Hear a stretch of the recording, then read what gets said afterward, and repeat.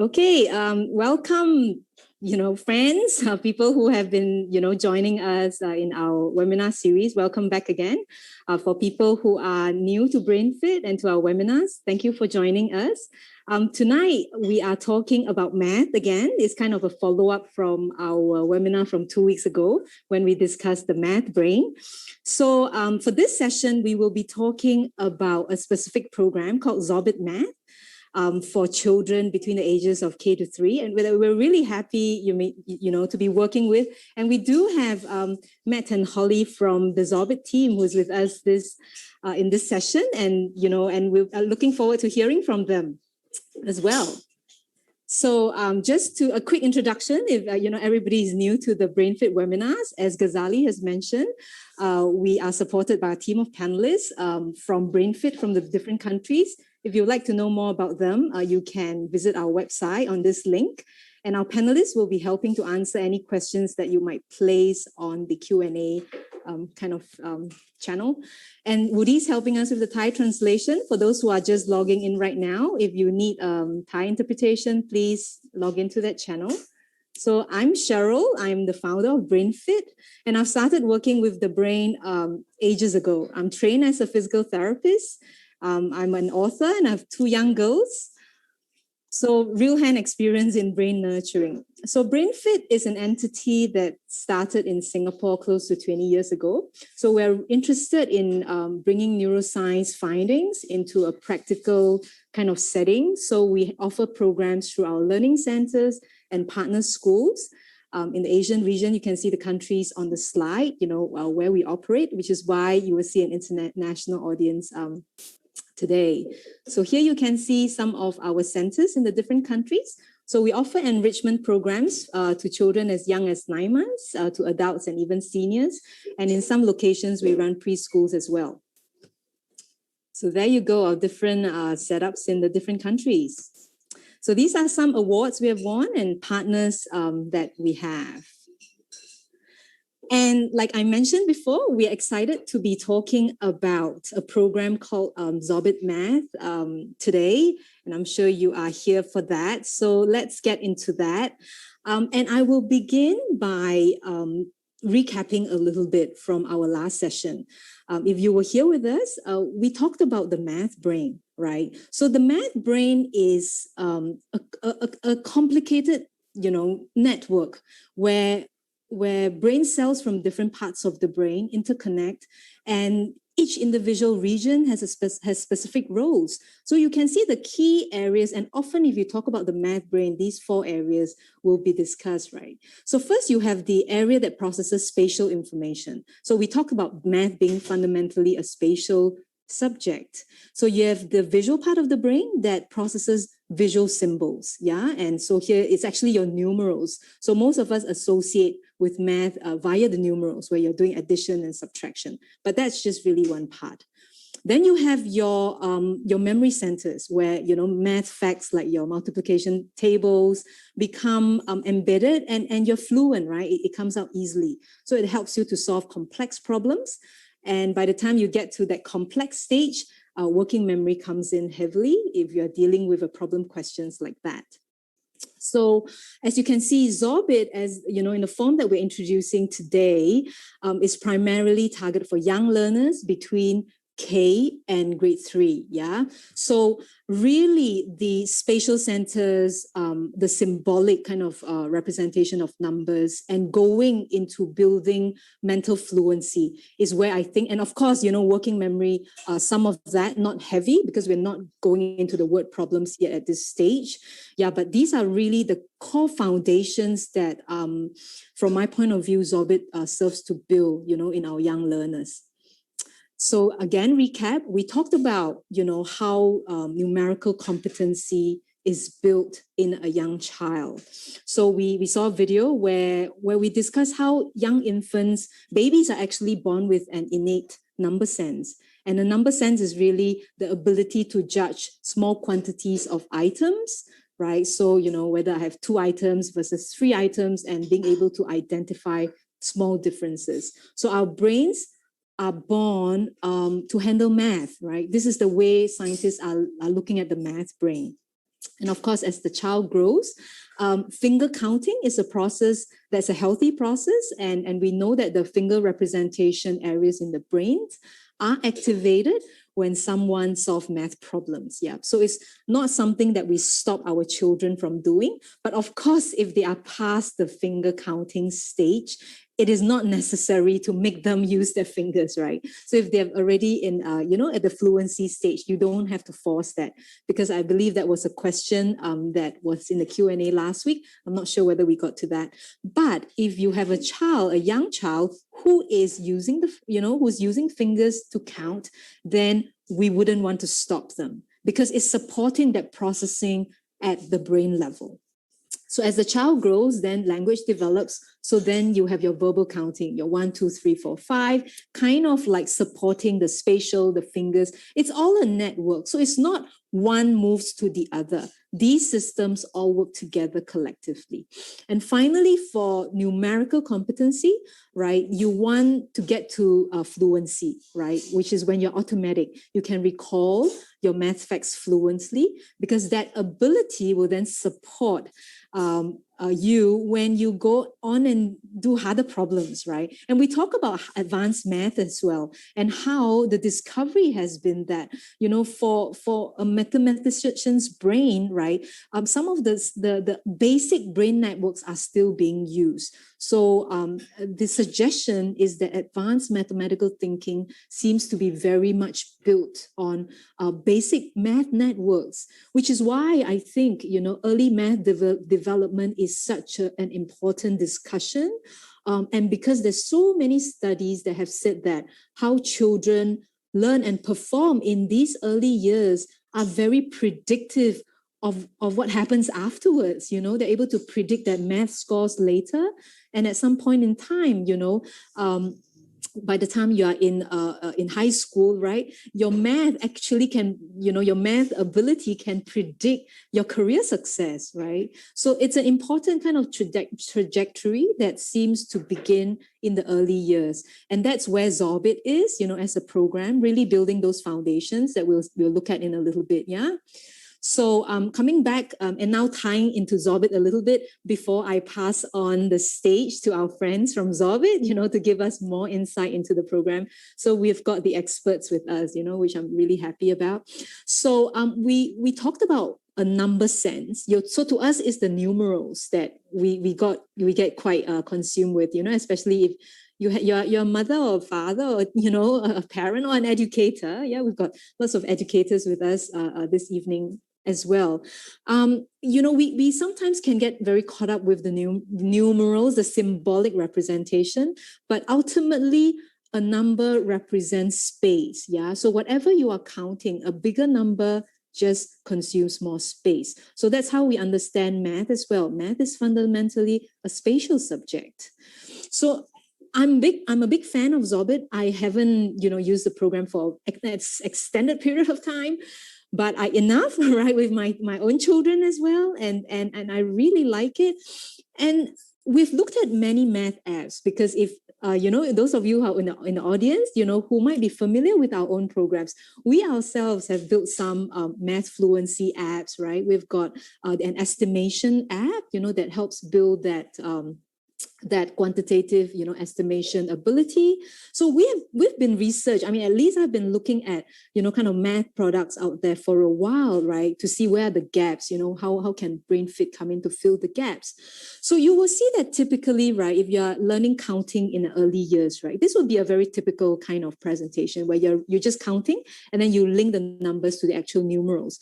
But here for ZOBIT, you're seeing that they're linking the 10 frames, right, which is really the spatial representation. But not only that height representation, just in this simple clip, right, again, is emphasizing to the child, right, apart from these numerals, is actually talking about a space, whether is it 5 dots, whether it is a taller, kind of a height than this shorter mushroom, right? There is a spatial connotation, apart from the symbols. So I really like that, and I see it as being very brain aligned, right, with how we're thinking of math as a spatial subject.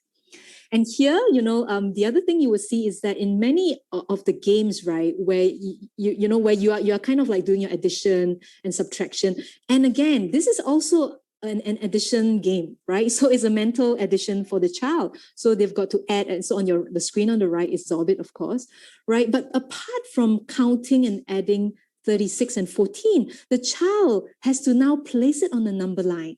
Again, that interplay between your numerals and that spatial concept is something that I really appreciate, so that the numbers, I believe, start to have a deeper meaning, apart from just kind of like solving, questions, yeah, and perhaps quite interesting looking app, but it is still a numerical presentation that may not give the understanding of what the numbers actually represent, because there is meaning, right, behind the numbers. So again, this is something we talked about, where by the time the child's able to draw out the facts very quickly, it should be not in a memorized state, right? Where, yes, I may be able to tell you 4 times 2 is 8, but I really don't understand, the meaning behind that. So that will be memorization. When we talk about automaticity, right, is the ability to give an answer with adequate speed, but resting on that, the foundation is that you have the connections, among the numbers, among the 4 and the 2 and the 8, right? Where they're just not kind of like mindless recitation. So again, we keep wanting to go into that meaning and connectivity state. So here you see a simple multiplication game. So again, many of these games is kind of like you might have a game format, maybe the bowling pin will move, after you answer this question. So this is a multiplication question in many math games, out there you will see. But in ZOBIT math, multiplication is again, in some of the games presented through a spatial form. Of course, we go into the symbolic form as well, all right, not just purely spatial. There are lots of games in ZOBIT, and we'll have Matt, share with us in a little bit. But I just want to share my personal kind of joy, in watching the games and thinking, oh, that's really nice, where we are making numbers more meaningful to the children. And finally, before I pass on the stage to Mike, I just want to share, the other thing that I really appreciate as well is where math tasks, apart from just kind of, working on a question to get a pin rolling, right? We have a game kind of disconnected from the math. But here, Victoria, if you ask her, what is she doing? She's actually helping ZOBIT, right? So maybe we just watch the video. Yeah, she probably does a better job explaining. Just very short. What are you doing, Victoria? I'm playing ZOBIT's adventure, Mama. Can you show me what adventure you're doing? Sure. ZOBIT needs to get past, and we need 9 ice cubes to help him get past. So we need 5 and 4. 5 plus 4 equals 9. There you go. So Victoria is actually helping ZOBIT cross the bridges. All right. And she happens then to be using, addition, right? So to her, it's quite meaningful, right? She has to be able to add. And of course, and with how the game is designed, you have answers, in different forms. It could be 5 and 9. It could be 6 and 3. Right? So these are all possible answers. It's not kind of like, it's just one answer. So that flexibility of thinking, that problem solving. So these are some of the reasons why I think it's really quite aligned with how the brain learns, in that, children or learners seek meaning, right? So if numbers can become more alive to them, there's a deeper meaning. I think, we could have greater success, especially in these crucial early years. Now, I think I better stop here. And at this point, I am very grateful and happy, to have Matt join us. And Matt will actually bring us through the depth, and I'm sure he will do a much better job than me in sharing with us ZOBIT, the program, right? It's all yours, Matt. Thank you very much, Cheryl, and you've done a great job sort of setting the stage. And Allow me to introduce myself, first of all. My name is Matt Murphy. I'm one of the educational designers here at ZOBIT's Math Adventure. I'm a former teacher, lifelong educator, and one of the things that I kind of want to set the stage for is that here we live on the East Coast of Canada, and we work with Carnegie Learning to help kids really discover their love for learning math. And so that's why we always say, you know, with ZOBIT's kids can fly. One of the things I always like to start with is why does ZOBIT's exist? Why did we build this thing? So we always kind of start by reflecting on some of the challenges that we see time and time again, both from teachers, from parents, from superintendents, from educators at all levels.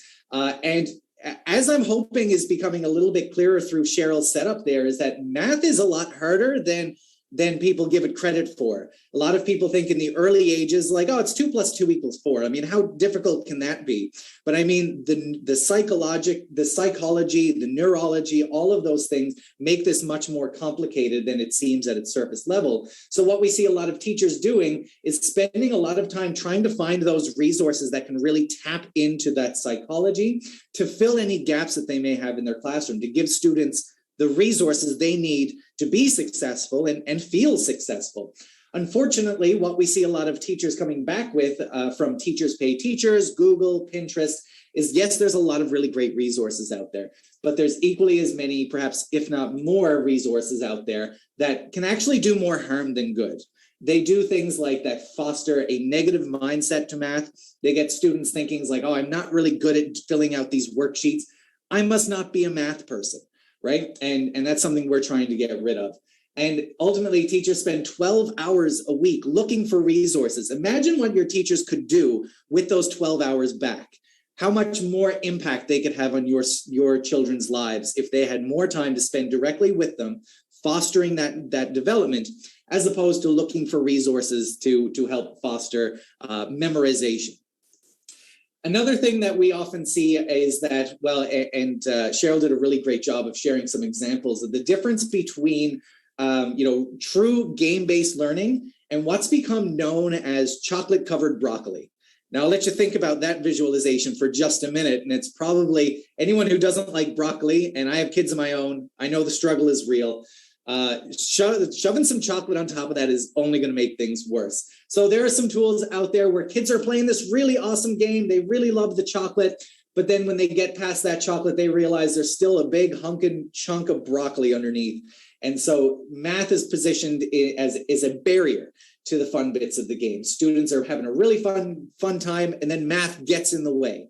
And so really, this is no different than one of those gamified worksheets, a worksheet that applies very sort of rote memorization style, very sort of stale applications of math. And as a result, students start asking themselves very real questions about, well, what is the point of math?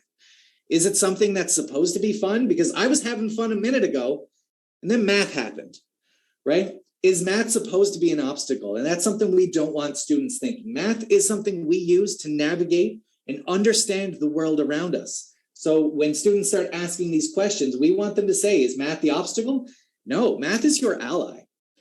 And so we built this thing that we call ZOBIT's Math Adventure. And so it's the ZOBIT's Math Adventure game, but it is more than that. There's a library of rich math tasks that get students working with hands-on manipulatives, playing collaborative games, sharing ideas. And there's also assessment systems that help teachers not only identify where the strengths and opportunities for development may lie, but also giving them recommendations as to like, here's an area where your students might need to spend a bit of time, and here's some resources to help you do that. And of course, we work very closely with everyone who adopts our platform to make sure that they're set up for success. As we're developing these things, I think we speak very much the same language as Cheryl and her team in terms of what it means to deliver really exceptional math learning. We believe in meaningful math. We want students to see the value in math and not just go through the motions of answering questions. It's not about flashcards. It's not about worksheets. It's about playing games and solving problems. At the same time, we want students to be social and collaborative. We want them sharing ideas. Math does not happen in a silo. We don't do math by ourselves. very often at all in real life. It's always a very social endeavor. I'm not going to go through all of these, but I will highlight just one more, and I alluded to this a moment ago, is that students start thinking that I must not be a math person when they come up against challenges in math class. That's something we want to get rid of. Everyone is a math person. It only requires two things: be a person and do math. Believe it or not, we're doing math all the time. All the time we're doing math. So we want to set the foundation early, from kindergarten to grade 3 and beyond. We want them to say, I am a math person. I love math. It's something that I can do and can be exceptional at. Ultimately, all of these things point to one firm goal. We want students to feel confident. We want teachers to feel confident. And if we can do that, we're going to see achievement go through the roof. We help teachers be confident by giving them the tools they need to deliver excellent math lessons, whether that mean individual practice for students who are ready to kind of foster that independence, developing these social conversations with math talks, or differentiating lessons through center-based lessons. All of our tools lend themselves to all sorts of different applications. So that's one way we try and build teacher confidence. I'm going to talk a little bit more about that as we go through the presentation. But also we want to build student confidence. And again, we're going to talk about more than just math scores in a moment, but the confidence that we see in both teachers and students, we see reflected in that increased achievement. We had independent researchers test ZOBIT's Math Adventure to see, well, what is the impact? Can it actually affect test scores? And so some independent researchers came in and they said, well, let's check this out. And they found that over the course of 8 weeks, they gave students ZOBITs for 8 weeks, and they let them play it for 15 minutes at a time, 3 times a week. And they found over the course of those 8 weeks, they found equal growth equal to a full year's worth of natural development. So compared to a control group that had no exposure to this style of math learning, they grew leaps and bounds. Now, I always like to qualify that, as our researchers do in that study. This doesn't mean we're going to cover a full year's worth of content. We're not going to cover all of kindergarten or all of grade 3 in 8 weeks. But the content that is covered, the depth of understanding and the strength and the confidence that students develop in those 8 weeks, that's where that development comes in. And that's something that's going to be lasting and going to carry them through their entire academic career. So I would argue that that confidence is much more impactful than just the test scores, which are just a snapshot of performance at a given level. Which really leads me to the next question is, well, what if not test scores, what is achievement? What does achievement in math class look like? Because test scores is one part of it, but it's much more than that. Something that Cheryl has talked about, something that we talk about all the time. And we talk to math educators across the country and around the world to ask them, what does achievement in math class look like to you? And they almost never talk about math scores. They talk about attitudes. They talk about confidence. They talk about the joy and love of math, the exploration. And I love this. I want them to be resilient. I want them to have that problem-solving adventure, starting with the unknown and then persevering and going through that unknown process, and then eventually coming to a success, even though we may have made a million mistakes along the way. That's an adventure. And students absolutely love that. And those are the experiences that are going to stay with them for the rest of their lives. So that's what we think of when we think about achievement in math class. Of course, math scores are also a very important part of that, but it is more than just getting correct answers. So we've been working with districts across Canada. We've been working with a couple of districts around the world and down in the United States, and we're having significant impact across the country and around the world with ZOBIT's Math Adventure. We are here at ZOBIT's headquarters on the very east coast of Canada. Until recently, we were Clockwork Fox Studios. And as you'll see, hopefully, as we go through the demonstration, we have a unique blend of skill sets in our team. We actually started as a children's entertainment company. And so we have children's entertainers on our team. We have educators as well to make sure that everything is pedagogically sound, as well as we have developers, very talented technical people that help bring these ideas to life. So in our mind, this is like our trifecta, our three sides of our team is, student engagement, student education, and then technology to tie all of that together and make sure it all works in an effective way. So as we're developing these resources, we don't just go by gut, right? Much like the folks at BrainFit, we look to the research. We see what are people doing to understand how students learn. And once we understand how the brain works and what students do to solve problems, we're going to tap into that. And we're going to make sure that our resources reflect those pedagogical models. So we look at the lifelong journey, the lifelong development of mathematical reasoning, and looking at those significant milestones. But then how do we make sure that students are achieving those milestones? How do we get them from counting strategies to additive thinking, to multiplicative reasoning and beyond? Well, we dig a bit deeper into the research. We found that Dr. Kirkpatrick from the United States did a lot of really great work talking about the 5 intertwined strands of proficiency. I told you math learning is more complicated than just 2 + 2 = 4, didn't I? I promise I'll get to the game in just a moment, but I think this is really important to kind of understand how and why we develop these things. A lot of the examples that Cheryl mentioned really focus on procedural fluency, getting answers, solving problems using memorization. I always like to compare this to a chef versus someone who follows recipes. If we're just following recipes, when we encounter a new problem, a new set of ingredients, that's when the hands are going to go up. It's like, sir, miss, I don't know what to do with this. I've never seen this before. But if we develop that foundation, that conceptual understanding, that strategic competence, and giving students the ability to think very reflectively and adapt to new circumstances, they're going to look at that new set of ingredients and be like, oh, I can make this, and I can make this, or let's try something else. Let's try and make something brand new. And so that's the difference between, someone who just follows a cookbook and a professional chef who's very, creative in the kitchen. So we try and pay attention to all 5 of these strands so that students are really seeing, the beauty in math.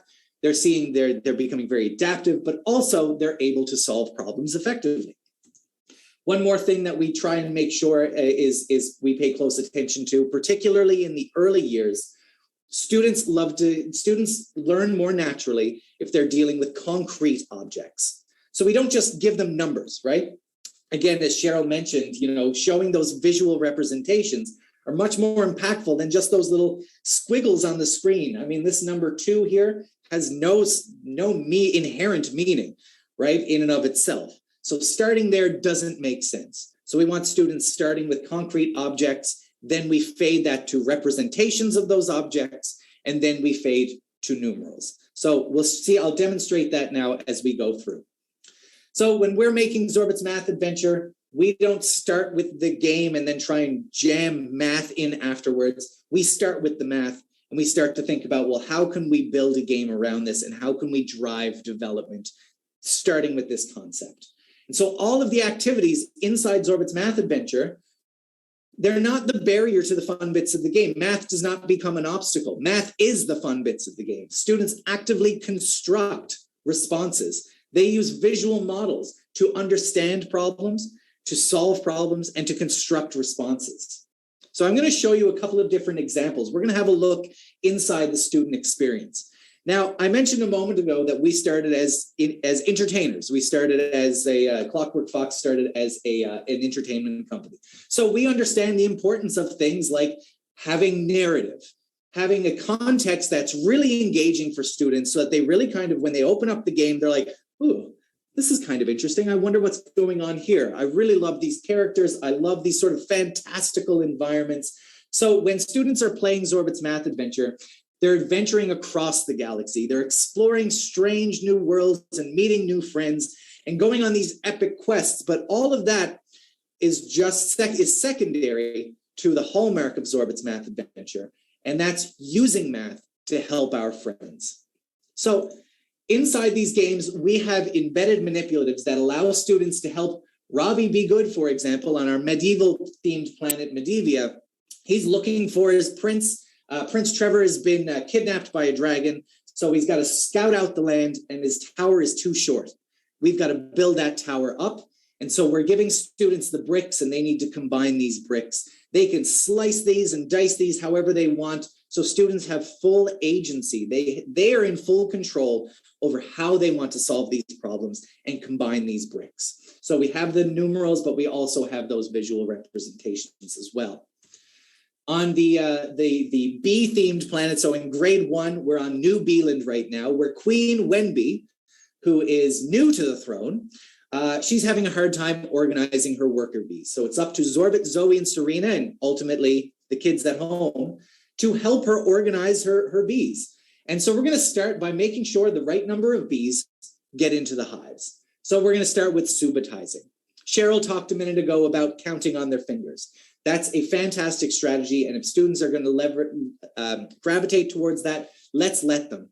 But there are models as well that will allow students to know how many are there without counting them, right? At first, that may not seem like a very valuable skill, but when you look at a dice, for example, when you roll a dice and that dot pattern shows up, you don't need to count 1, 2, 3, 4, 5 to know that it's a 5. You've subitized. You look at that pattern, you say, that's 5. And so that's the skill that we're trying to develop here. The bees zip in and then they immediately disappear, and we ask students, how many were there? Eventually, we're going to build on that. So we're not just going to focus on the subitizing for subitizing's sake. It's not math for math's sake. We're then going to take that idea and say, well, what if the thing is too big for us to really know exactly how many are there? So now we're going to get students to estimate. And so this becomes virtually impossible to count as these bees are swarming around, and we ask students about how many are there. So when they estimate, they'll use those same models to validate their estimation and say, in a moment, there's 10, 20, and 4 more makes 24, there's 24. So we're seeing the validity of these models and being able to count more effectively. Because once you get to 10, or once you get to 20 and you've got to take your socks off, counting on your fingers becomes not as helpful. So we're going to show them, those students, that exactly that scenario. What happens when we need to construct numbers that are beyond how many fingers we have? So we're going to use those same models, and we're going to help students compose and decompose numbers, ultimately adding and subtracting using those same models. So in this instance, we've got to fill the honey jar by selecting any combination of honeycombs to fill it. So this is a trajectory, a learning progression that students go through that starts with simple counting and goes to addition and subtraction, or composing and decomposing numbers using models that they see every step of the way. So we make that a very coherent experience, and we guide that progression. So this is a grade 1 example. I'm going to jump up to grade 3 now, where we talk about multiplication and division. Right now, we're on the planet of Aurora Farms. It's harvest season. And unfortunately, there's a storm coming. So we've got to get the crops in, and we've got to water the crops for next season. And we're going to help the Wheatleys and Dinah McDunkel get all of her crops, get her farm in order. We're going to start by introducing this idea of repeated addition. When you think about what multiplication is, when we think about 6 groups of 2 or 4 groups of 3, we're adding 3 a bunch of times. So it's repeated addition. This is something students have been doing for years at this point. So this is our entry point. We're going to start where what's familiar. But then we're going to introduce a brand new model. A brand new model we call an array. And so we're going to talk about the relationship between the dimensions of that rectangle and the area that's enclosed within. This particular example doesn't stay very challenging for very long. So eventually, we want to give students the ability to really think critically and develop that strategic competence. So it's not just about the multiplication. It's about solving a problem that's more spatial than anything. So now, I'm hoping you're kind of following along here, because there's perhaps too many people on the call for me to actually ask for responses. But I want you to take a quick second and think about, where could you fit arrays of 18, 15, and 9 on this little game board here? They all have to fit there at the same time, and they cannot overlap. So I'll just give you 10 seconds to think about that, and you kind of figure out now where you would put those arrays. I'm going to show you some example solutions in just a moment. Did you figure it out? If you're like me, the first thing you did is you saw this 2x9 rectangle here. That's 18. Boom, we got the big one out of the way. The little one should be easy, right?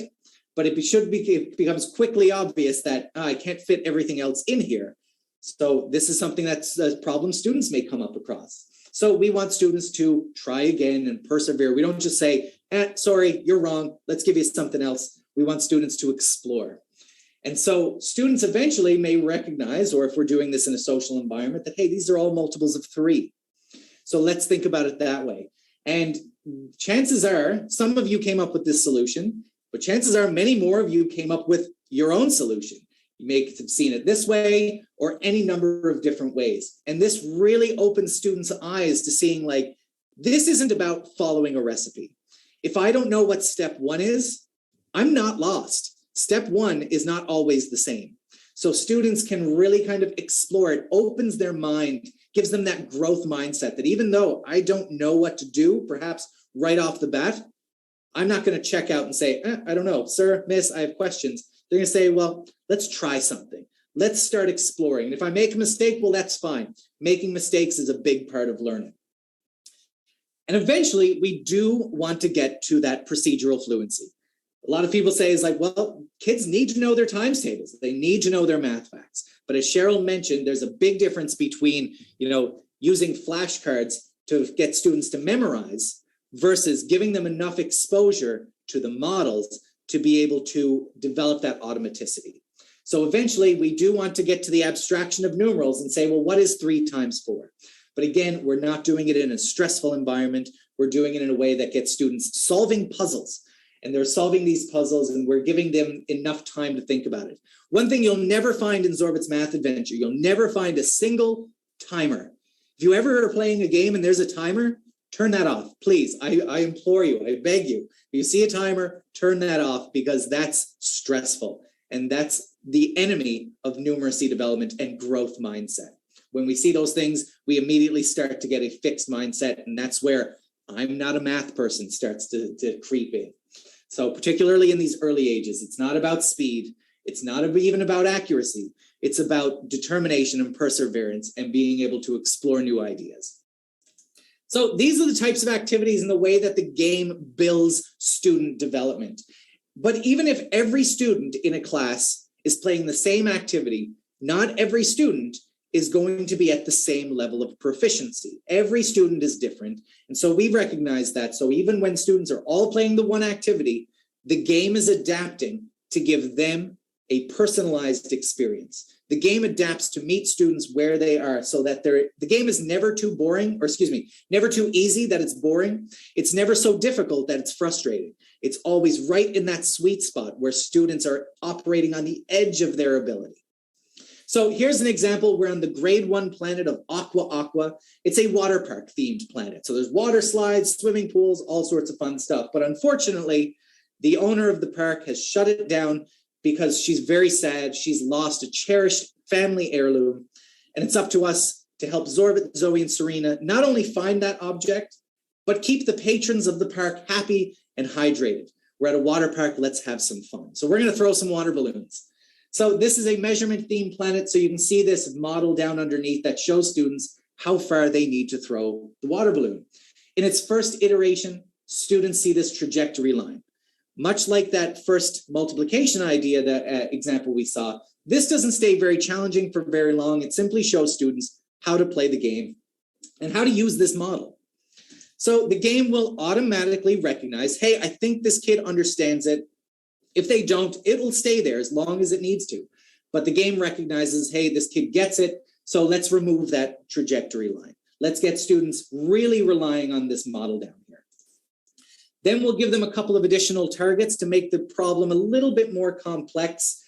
Teachers often look for a counting on strategy. Are they always going back to ZOBIT, or are they counting on from the red guy to get to the green guy? We'll increase the scope of the number line, but you know what? Bigger numbers does not ensure depth of understanding. So we're only going to go to 10. We're not going to go to 15, 20, 50, 100. Those bigger and weirder numbers are just bigger and weirder numbers. We want to ensure students understand this concept. So instead, let's move ZOBIT off of the origin. Now measurement is a relative concept that is not always measured from 0. So we're really kind of shifting their perspective instead of just giving them weirder numbers. Then you may have noticed, like, hey, there was no numbers under here before. And that's getting back to this idea of concreteness fading. So we wanted students using that visual model, but now we can start asking questions like 2 plus what gives us 6? Or 6 is how many spaces away from 2? We start to really enumerate these problems. We'll remove some of those numbers to introduce skip counting, pattern recognition, and then finally, we'll give students the ability to pick up the number line and they can actually set up their own reference frame. This number line effectively becomes a ruler that they can use on screen and say, all right, I'm going to put ZOBIT above 0. But when I'm playing this game, when I'm playing with my kids, I'm a bit of a stinker. I like to put ZOBIT above 10. And so I've run out of ruler, and now the squid are no longer on the ruler at all. And I ask the students, what now? How do you measure something that's bigger than the ruler that you have? So even though the focus here is on measurement within 10, we can ask operations, we can talk about estimation, and ultimately talk about rich problem solving and creative problem solving strategies. And all of these variations happen automatically within the game based on what students are doing. So it always keeps them in that zone of proximal development.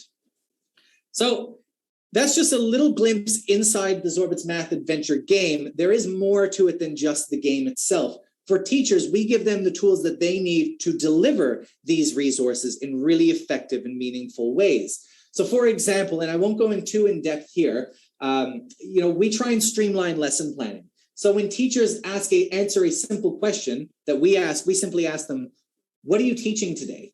And I'll just allow this GIF to kind of cycle back to the beginning here. Here we are. At the top, we ask them, what are you teaching today? They say addition. I'm teaching addition.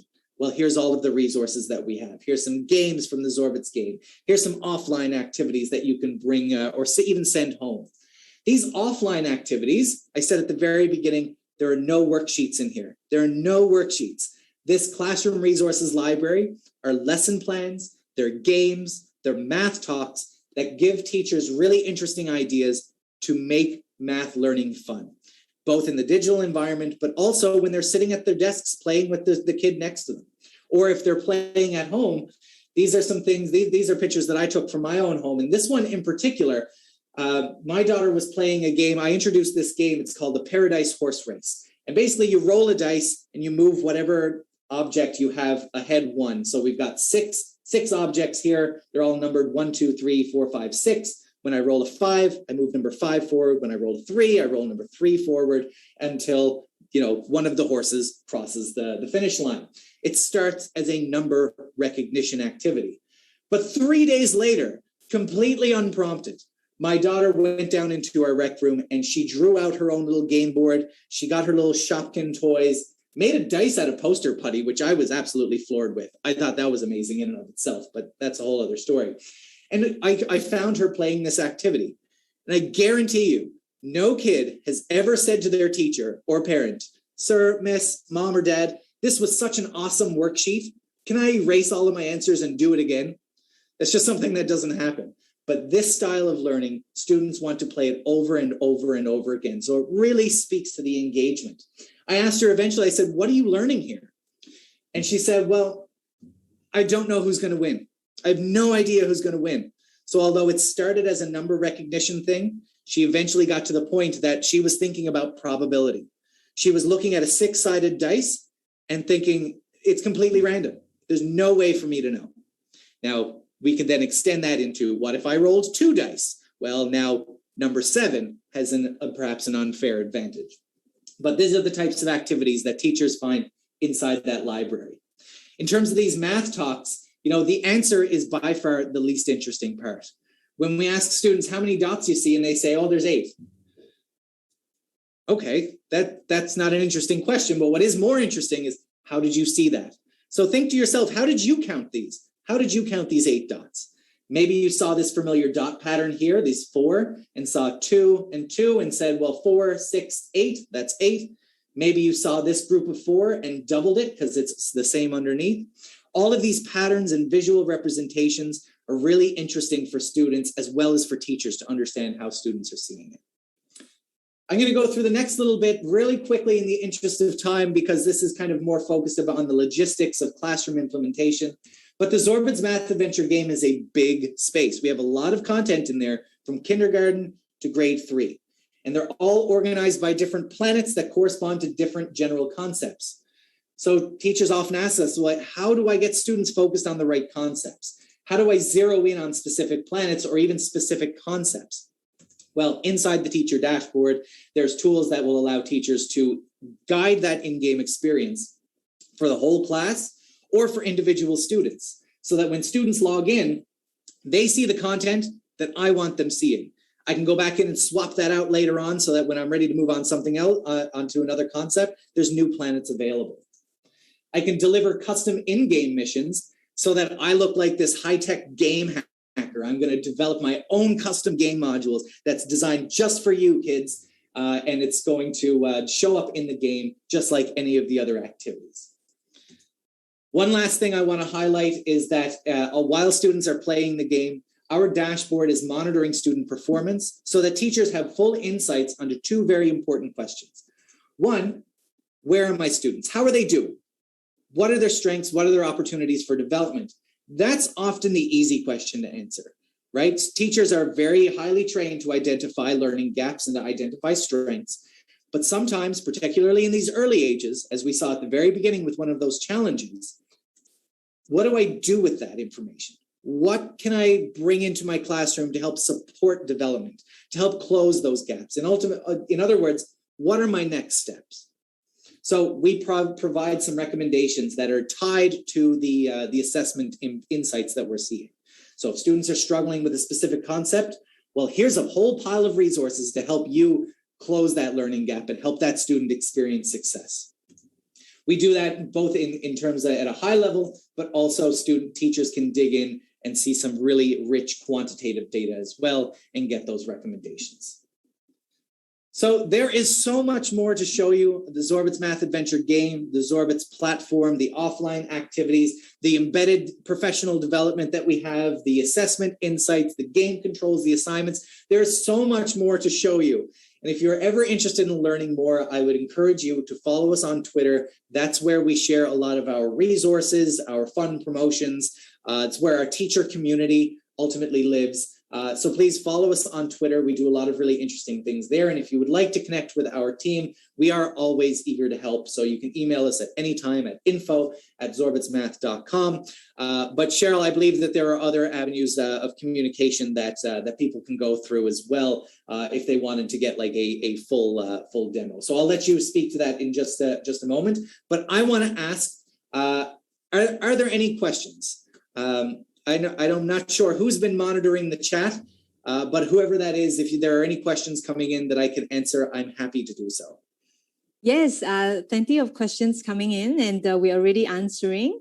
So maybe before we get to the Q&A segment, I'll just do some closing, and drive people a little bit to our feedback page, if you don't mind, Matt.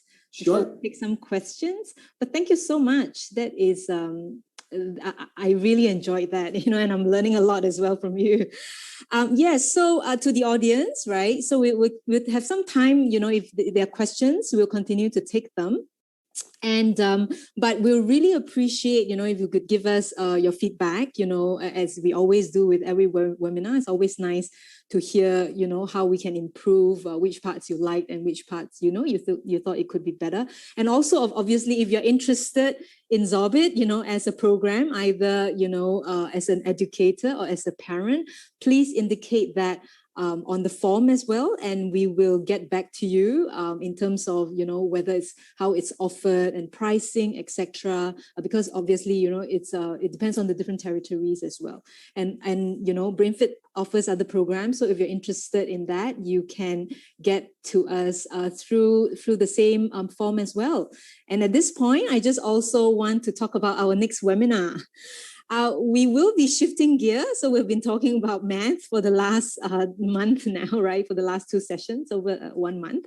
So we are moving on to a little bit more on mental health, right? So half full or half empty, improving our learners' mental health. I think with the COVID situation, I think creating chaos everywhere, our mental health is certainly a topic that I think we need to talk about. And so it will be around learn optimism. So real practical things that we can do to kind of support our children's resilience better. So do join us, and here's a sign up link if you're interested. But if you fill up the feedback form, it will guide you to that, to sign up to the next webinar as well. Yeah, so Matt, So can I ask, right? With the feedback that you are seeing from the students and certainly from the research, are you seeing a huge, an elevation across all the different components of math? Because right now, what I'm really appreciating is all the games that really builds the number sense and all that. I haven't probably gone in depth into all the different kind of segments of math, individually and for the different grades. So just from your data, is there are you seeing that all the elevation across the board? And obviously, because we're in Asia, scores is a big deal for us, right? So, and of course, we want the excitement, we want the confidence. That makes so much sense. It should not just be about the score, right? But, it is an important element for us as well. So I was just wondering, actually. Absolutely. As the independent research has shown that it does have a significant impact on test scores, on numeracy development, and particularly in the early ages, it's really hard to separate the two when we're talking about math scores and confidence. If you have that confidence, if you have that productive disposition, the test scores, the success is going to come almost naturally. And what's really interesting is, when we talk about, the number sense and the different strands, different areas of math, with those insights, both at this classroom level, but also at the board level, it allows educators to respond more in the moment. So if one of the things that we're seeing quite pervasively is that number sense seems to be going up and up and up, that's fantastic to see. But what we're seeing is that through the use of these tools, it's highlighting a deficit in measurement.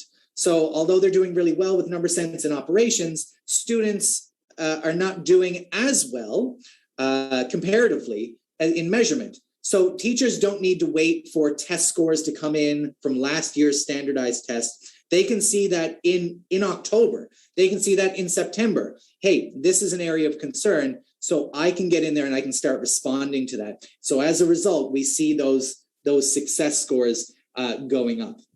Yeah, so it's really the tailored approach into the different elements of math that, allows the educators to get a hang of in the moment, right? In your words, yeah. Exactly. So that we can respond immediately. Right. No two classes are the same. No two students are the same. So giving teachers that insight to be able to respond effectively, they're going to help elevate every single student in that class, both in terms of confidence and in terms of math, test achievement. Yeah, but I must emphasize that, the number sense is so important as the foundation. I'm just remembering we had a question last week. I don't think we had the time to get to. It was about children with dyscalculia, really struggling with math. And if you look at the brain research, and obviously dyscalculia is a complex challenge, and neurologically as well, you're seeing structural difference, anatomical differences, as well as gray matter, connectivity differences compared to a typical brain. But what's really stuck, I think, is that spatial area, while there are these other deficits, but the spatial area, that ability to sense quantities, that lack of sensing, that you're not able to get a grasp of, bigger or smaller. And that's really fundamental. So I think that's just in case, you're here in the audience, you had asked about dyscalculia, and certainly, I think a program that works very much on that core number sense is certainly something that I'll say, to use to have a go, using ZOBIT math. I don't know, do you have any more insights on the dyscalculia from your end, that whether you've worked with kids who really struggle? Well, I think you hit the nail on the head in terms of, getting, not focusing so much on those little squiggly things that we call numbers, right? It is more about the concrete foundation and what they represent. And by giving students repeated and regular exposure to those models, it can really help bolster that foundation that can help students overcome some of those challenges. We also see students, we've heard a lot of really great feedback from teachers who work with students on the autism spectrum, who think very concretely. And when students are playing the ZOBIT's Math Adventure game and using those offline activities, they're able to engage with these concepts in a much more meaningful way. And as a result, they start to feel more confident and, less like an other in the math class, right? They feel like just like every other student. And, again, getting back to that confidence being a prerequisite for achievement, it works in a lot of different ways. Yeah, I think we had just had a question come in earlier. I think one of Jeanette had helped to answer that. But the question was, can it be kind of, I think Holly answered that as well, whether it's only to be used by teachers or, can parents use that at home as well. I'll just share my own independent experience. So my two girls have been using that, as you saw in the video. And I'm just really appreciating how much coaching, if they're struggling with a certain concept, right?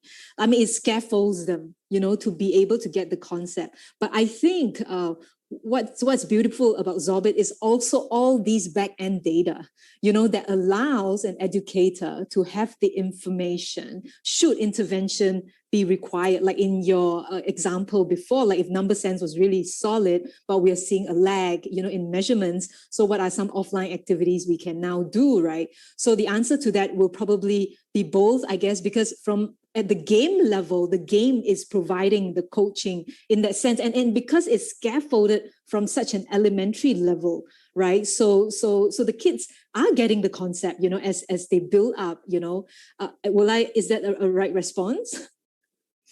Yes. So, I mean, in terms of the at-home versus in-class application, one of the things that we kind of say amongst our team is that we're not trying to replace teachers. We're not trying to make teacher robots. But, teacher cyborgs, maybe there's something to that, right? Giving them the digital enhancements to be able to look at a situation, right? I always think about Tony Stark and Iron Man, and you see him in the movies with that heads-up display. He looks at a situation and his technology allows him to pinpoint different strategies, but then ultimately it's him who executes it, right? So by giving teachers the tools to be able to analyze and, more importantly, respond to a situation, we're helping them create more effective learning experiences in the classroom. But then those digital resources and those offline resources can be easily transposed in a home environment as well. So we see kids playing the game at home as part of, I use this term very loosely, as part of homework, or sending home those games instead of worksheets makes it a lot more fun and engaging. Students look forward to doing their math at home. Yeah, no, that's great. Thank you for that. Ghazali, do we have any other questions that we might need to take? Sorry. I think we had a couple. Is there, maybe, I think we just probably have time for one. I think we mentioned that we'll attempt to kind of get back to some of the questions. Yeah, we have a question in the previous webinar.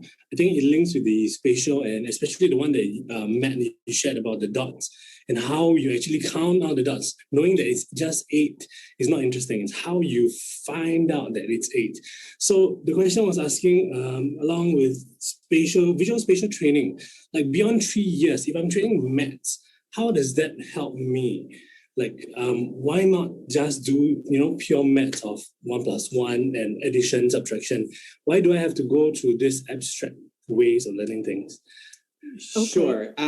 In the later grades, starting with the concrete, admittedly, is not perhaps as important, but certainly something that is a valuable experience. And now that was just one example of a math talk.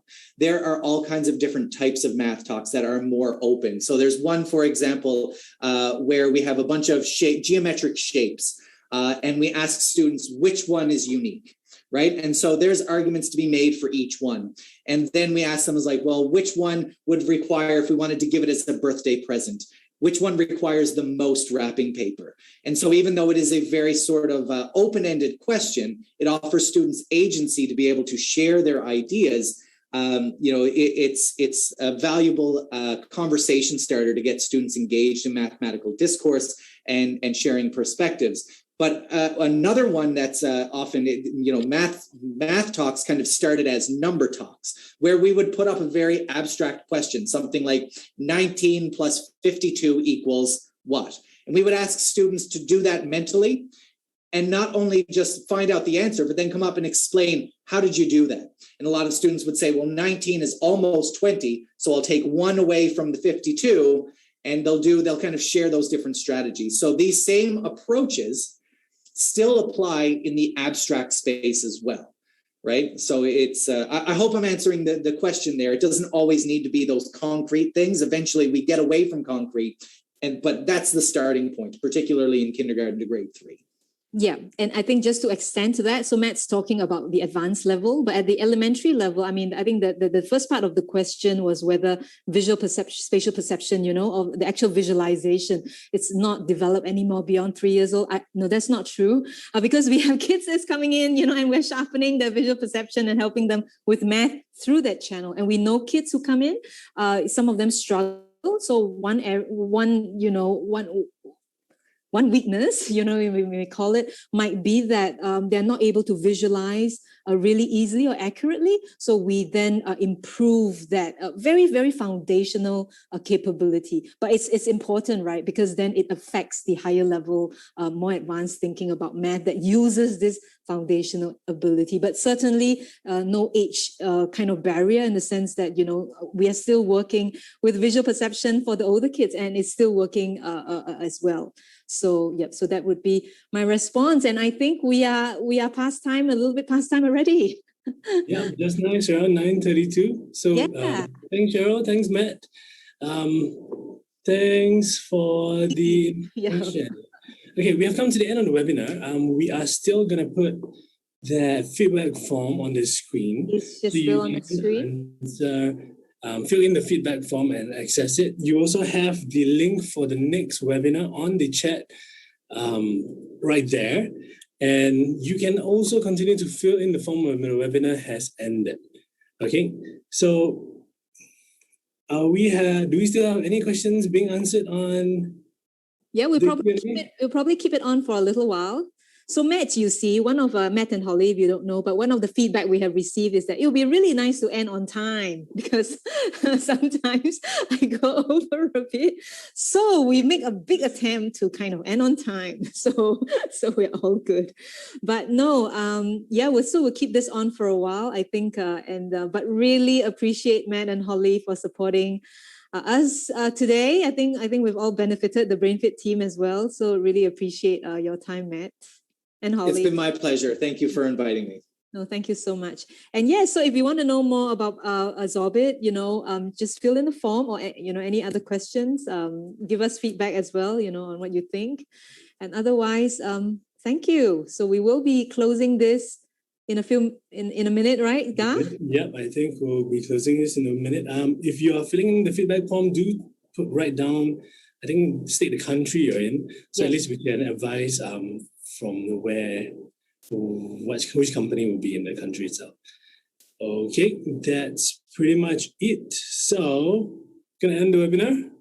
Yes. And hopefully we'll see you next week on 2 weeks time. 2 weeks for time. Yes. Mental health, very important issue.